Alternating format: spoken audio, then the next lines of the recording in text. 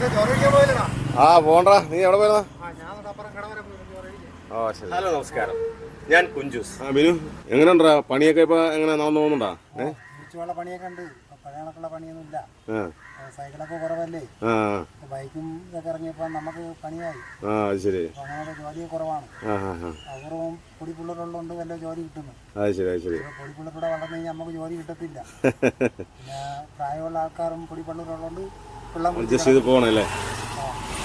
ഇത് ബിനു കുട്ടിക്കാലം മുതൽ അറിയാവുന്ന ഒരു അടുത്ത സുഹൃത്താണ്. വൈകല്യം ഒരു കുറവായി കാണാതെ കഠിനമായ അധ്വാനത്തിലൂടെ ജീവിതം മുന്നോട്ട് കൊണ്ടുപോകുന്ന കൂട്ടുകാരൻ്റെ ജീവിത രീതികളാണ് ഞാൻ നിങ്ങളുടെ മുന്നിൽ അവതരിപ്പിക്കുന്നത്.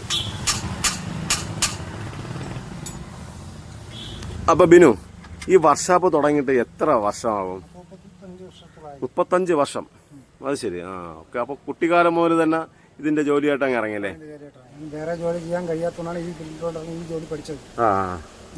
അതുകൊണ്ട് ഞാൻ ഇന്നൊരു കുടുംബം കഴിഞ്ഞു പോവുകയാണ്. അത് ശരി ശരി. അപ്പൊ ബിനു കല്യാണം കഴിച്ചായിരുന്നടാ? കല്യാണം കഴിച്ചു. കുട്ടികളൊക്കെ? 3 മക്കളുണ്ട്. 3 മക്കളുണ്ട്. ഓക്കെ.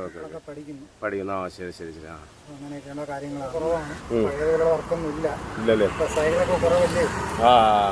പിന്നെ ബൈക്കിലൊക്കെ ഇറങ്ങിയപ്പോൾ ബൈക്കിന്റെ